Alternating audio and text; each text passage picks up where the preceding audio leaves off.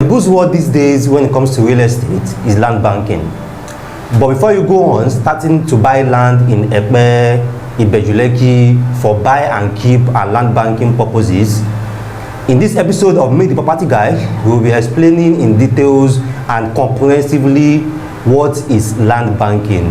Mostly what is land banking for beginners and people that are looking to buy real estate for the first time. Now, in case you are coming across a video like this for the first time, this is Meet the Property Guy Property channel, and this is where we discuss everything real estate. Either you want to buy, invest, or sell a property here in Nigeria. We share tips, guides, and advice on what to buy, what not to buy, the different steps you can take, and how to avoid some certain mistakes. So if you have been learning a lot from our videos, this is a fantastic opportunity to finally subscribe. And if this is your first time here, after watching this, our executive guides can also go to our previous videos, previous episodes. There are a lot of topics that we have covered already, and you are going to learn a lot. So let's go into the topic: land banking for beginners here in Lagos. How should you get started? Firstly, what is land banking? Now, land banking simply means buying a land to keep. So simply, in simple terms, you are buying the land, holding on to it, and when the land or the location is ripe enough, then you cash in on that investment.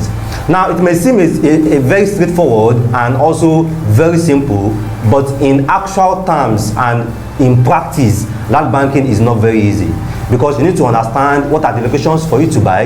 You also need to understand how long you need to hold on to that investment, how long do you have to hold on to that property, and finally you also need to understand when that property is ripe enough for you to sell. Because one of the few mistakes some people do when they do land banking is that they sell in a hurry or they sell too fast.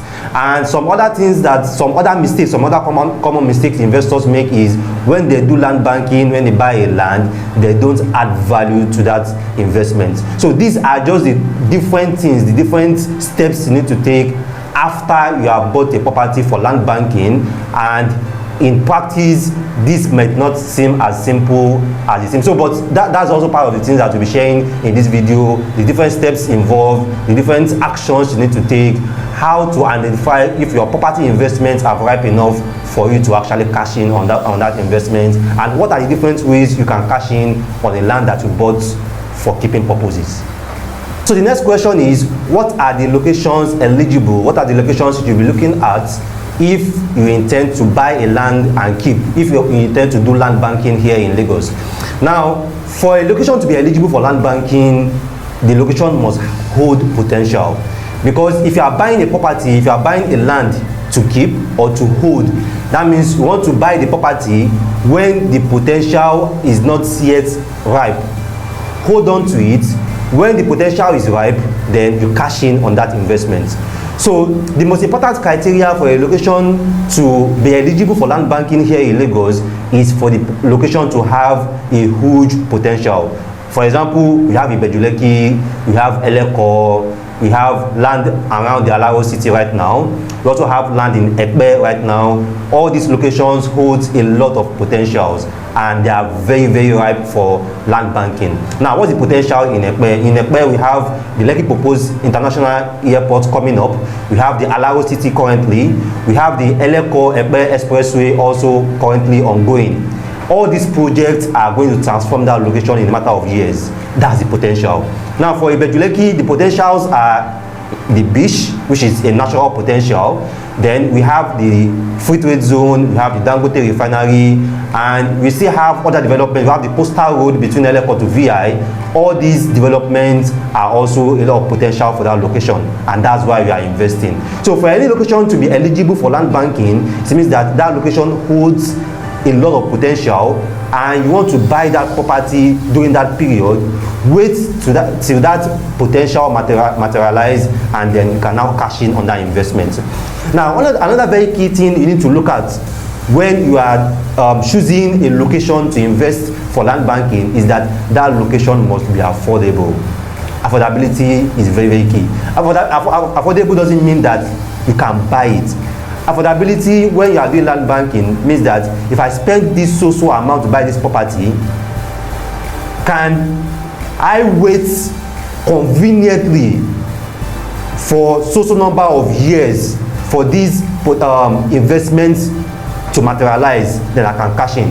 Because if you have 10 million naira right now and then you go on to do land banking with 8 million naira, in a matter of 2 years or few months, some urgent financial needs might come up and you may have to sell that property that you did land banking on, and you might eventually go on to sell it when that investment have not matured yet. But if you go on and buy a land banking for like maybe 2 million or 3 million, now you have 7 million. That financial comfort and that financial convenience can allow you to conveniently and comfortably wait for that investment to truly mature before you can now cash in on your investment. So you don't need to pick a location for land banking because you can buy it. You need to look at that. If I buy it right now, can I conveniently wait for the number of years based on what I'm spending on that property right now? So that's another thing that you need to look out for when you want to buy a location for land banking here in Lagos. Since this video is for beginners, so we are going to start with the simple steps you can take for you to successfully embark in a land banking project here in Lagos, for you to buy a land and keep. So the first thing is you need to have a clear budget. I've explained that before. Any amount that you are setting as your budget for you to go on to invest in land banking must be affordable. It must be an amount that will not financially strain you in the next 6, 12 months, 18 months, 24 months. So that regardless of how the outcome of that investment comes to, you are not going to be financially affected. Because one thing about real estate market is demand driven. So if you have a land, even though the land can be in a fantastic location, can hold a lot of potential, can appreciate massively, people still need to demand for that property before you can cash in. People still need to be willing to pay you for that property before you can cash out of that investment. So if people are not demanding for that property, your investment is still there, unaffected, but you can't cash out yet because real estate is a solid asset. So that's why if you are making your budget, try to ensure that, okay, if I'm spending this social amount to start a land bank, to buy a property in Lagos for buy and keep, that you are buying in Ibeju-Lekki, you are buying in Eleko, you are buying in Akodo, you are buying in Ekme, that is Boka or Doragushi, or anywhere that you intend to buy for land banking, will it affect me? Will I be fine financially for the next 12 months, for the next 24 months, for the next 18 months, for the next 3 years, for the next 4 years? Will I be comfortable? Won't I have any financial strain to have a need for this money back? So this is what you need to look out for when you are picking your budgets. Now the next step after you have picked your budget is to pick a location where you want to invest. Ibeju-Lekki have been selling for the past 3-4 years for land banking. Ekpe have started since late last year, and till now Ekpe is also still very much thriving for land banking. Odoragushi, the Ekpe Talking Road, Majulaye, Ketu Ekpe, Eredu, all these locations are very fantastic locations for land banking, and a lot of estate developers have gone into these locations also to provide a lot of land banking options for a lot of investors. Now also there are also locations closing here in Lagos also where you can do land banking. There is the Command Alagbado area also, which started selling around like late last year, and a lot of companies have also gone there with 4-5 different estates currently selling. Ogombo Ajah, which is Ibeju-Lekki axis, also have been a very land banking options in the past 3 years. Although right now Ibeju-Lekki is already starting to hit the peak. So some good do Abidjo, you can also do a land banking in these options, although definitely the entry in these locations are higher, but it also means that the period for turnover for you to cash out is also closer and smaller too. So these are different locations where you can pick in Lagos: Command Alagbado, Ekpe, Ibeju-Lekki, Akodo, Eleko, and so on are different fantastic locations where you can buy a property, hold on to it when the potential materializes, and then you can cash out on this investment. It's still very important that before you buy anything, you ensure that the title is legit. You ensure that the people that you are buying from are also the rightful owners, and that's take us to the next step, which is verification. Don't do any land banking without you verifying. lawyers are there, surveyors are there. They can help you with verifying, checking the coordinates of that property, of that estate, just to ensure that the place is free from government acquisition, or if the government does not have a plan for that location that is against what we intend to. For example, some lands in Ekpe have been designated as farmlands. If you are not doing farming, there's no reason why you should be buying that place or buying that location. And there are also some different locations here around the Ibeju-Lekki also that are more like commercial zones also. If you intend to do a residential development, there's also no reason for you to buy or invest in those locations too. So you need to verify to ensure that the property is legit, the title on that property is legit, people that are selling that properties are legit, and then the current designation of that property is not against your investment purpose. If I'm investing for commercial, is that location designated as a commercial zone? If I'm investing for residential development, is that location also designated for residential development too? There's some location in Ibeju-Lekki right now around like Oshoroko, Orimerumu, then some part of Akodo also, mostly those ones facing directly the refinery road, they are mostly commercial estates and commercial zones. So these are locations that you can look at if your investment purpose is strictly commercial. After you have picked a budget, chosen a location, and then you've seen options and verified them, and then you have bought the property right now for land banking purpose here in Lagos, regardless of the location that you bought. The next thing is you need to perfect and possess. Now, these two things, a lot of investors don't do it. You are going to see a lot of people that bought properties, maybe they bought from estate companies for buy and keep purpose, and some don't get allocation, they don't get their physical allocation. Some even don't get their documents, their deed of assignment survey, they don't get it from these estate companies. It's not advisable. If you are buying the property for buy and keep purpose, because it's a long-term dream, it's a long-term process, you need to get yourself insured, get yourself secured, get your investment secured, and that's why you need to first perfect that property. Perfection simply means that in terms of transferring the ownership from the previous owners to you and getting it registered. So they do your deed of assignment for you to transfer ownership for you, that's a perfection. They do a survey for you, that's a perfection. Then the next step is you can lodge the survey. This time around is in Lagos, you lodge your survey in the Ministry of Land, Alaro City, to register the survey in your own name. Then, depending on the original title of the land, if the title is C of O, then you can also start to also do a governor's consent on that land too, so that everything will be perfected in your own name. Either is your name that you bought it, or you bought it with your company name. So that if that title is perfected, number one, it's going to add value to that property, and number two, it's going to reduce the risk on you losing that property also. Now, the second thing is you also need to take possession of that property, which is also part of adding value to a property. You don't just buy a property for land banking purpose and just leave it. You buy and add value to it. So one of the ways that you can take possession of that property is if it's a land that you bought, you can go there and do a fencing. You can be a dwarf fence, but try to do something on that land. You can go there and put a gate there. After you have fenced, you can put a gate there, you can put a borehole there, you can build a security house there, likely even put a megad or someone that can just be selling stuff there, just to also add another layer of security on that investment and to lay claim on that property, so that anyone will know that, okay, this property obviously belongs to someone. And all these steps that you are taking in terms of registering the survey, going for a governor's consent, fencing, putting gate there, all these are also going to be adding value to that land. Because what you are now selling, by the time you want to cash out, what you are now selling is not just a bare land. What you want to sell now is a fenced land. What you want to sell now is a gated land.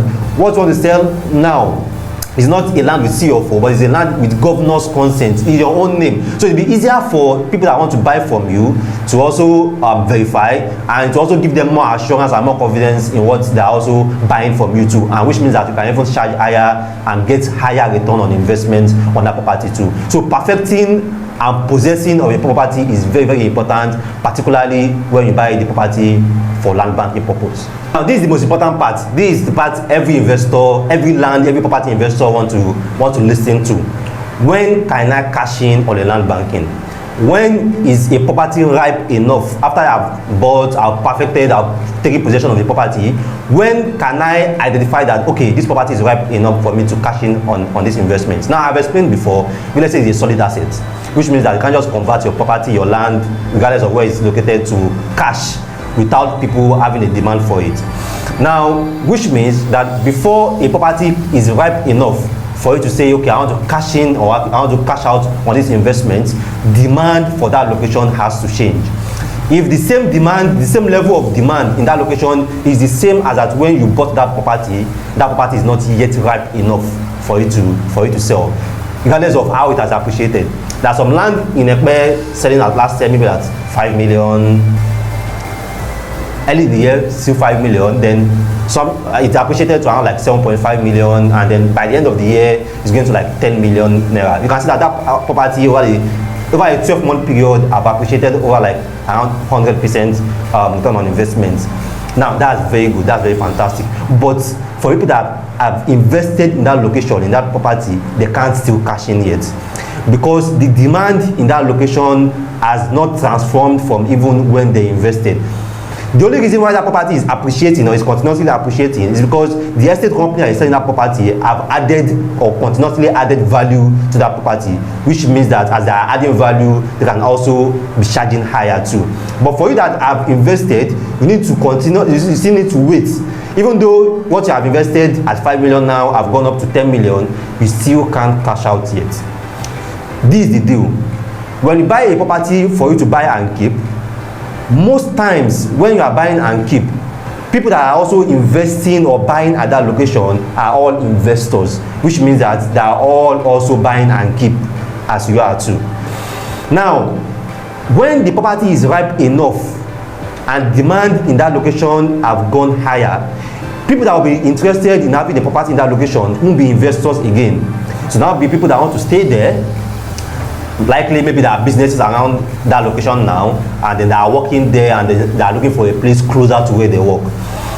Or people that also have commercial intentions, because that location has opened up fantastically, and then they are now looking for a place to set up a school, they are looking for a place to set up a supermarket, they are looking for a place to set up a company, to have an office. So that means that location is now ripe enough for you to now cash in on your investment. But if the same people that are still buying that location are still investors like you, then that location is not yet ripe enough for you to cash in on that investment. Although your property can be appreciating, it's still a virtual increase. Your 5 million have gone to 10 million, it's still virtually. You are just seeing it there, it's virtually. So, and that's why land banking is not for everyone.